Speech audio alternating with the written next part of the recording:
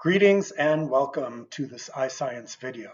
I'm Cohen from the Rose Research Center, and I will be summarizing our recent perspective article, which discusses opportunities for increasing the efficacy of smoking cessation approaches.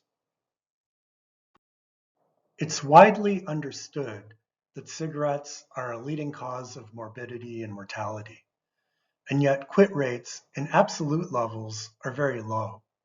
Quitting is hard. This is because cigarettes provide a satisfying and sensorially rich experience comprised of a social use ritual, complex aromatic tobacco and menthol flavors, and a basal bolus nicotine delivery profile which decays over time, leading to withdrawal and a craving for that next cigarette. The behavioral responses elicited by a cigarette are quantified here by the Cigarette Evaluation Questionnaire, or the CEQ. This 12-item questionnaire spans 5 categories, including satisfaction, psychological reward, enjoyment of respiratory tract sensations, and craving reduction, as well as an aversiveness component. A typical cigarette might have about 15 milligrams of total nicotine, of which around 2 milligrams are delivered.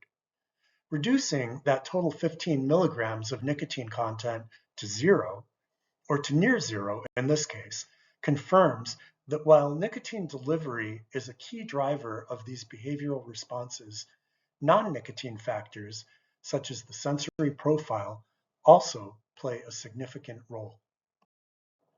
3 primary categories of stop smoking products include nicotinic partial agonists, nicotine delivery products, and antidepressants.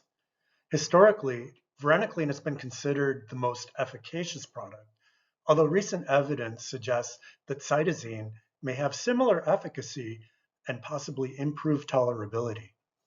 By far, the broadest category is nicotine delivery products, which include nicotine replacement therapies and nicotine substitution products, which we will discuss in more detail in the next slide.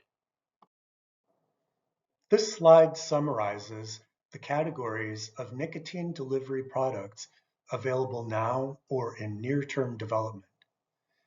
The x-axis represents speed of nicotine delivery, with pulmonary and nasal delivery on the left being the fastest, dermal delivery on the right being the slowest, and buccal and oral delivery intermediate in their delivery speed.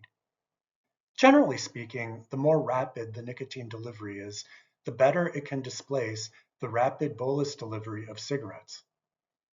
ENDS products, or e-cigarettes, have been shown to approximate the efficacy of varenicline in recent Cochrane reviews. However, it should be noted that faster delivery also comes with a higher risk of abuse liability. The y-axis represents a continuum of risk, with cigarettes being the most harmful, nicotine substitution products being potentially harm-reduced, and pharmaceutical replacement therapies being labeled as safe and effective. As mentioned in the first slide, cigarette-like nicotine delivery can be necessary but not sufficient to displace the cigarette smoking experience. Therefore, these products offer a range of sensory profiles, form factors, and use experiences to match personal preferences. In summary, an expanding range of products are available for stopping smoking to suit individual preferences. Meta-analyses have shown that for a product to be effective, it needs to be used. And in real-world use settings, dosing sufficiency is unfortunately often not met. Therefore, an adaptive approach involves trying a preferred product for a short period to see if the product is acceptable and has activity in displacing cigarettes before the formal quit period. If so, the product can be continued to be used for quitting. If there is not an early positive response, a different flavor can be tried, dosing can be increased, or a different product can be selected instead or in combination with the first product.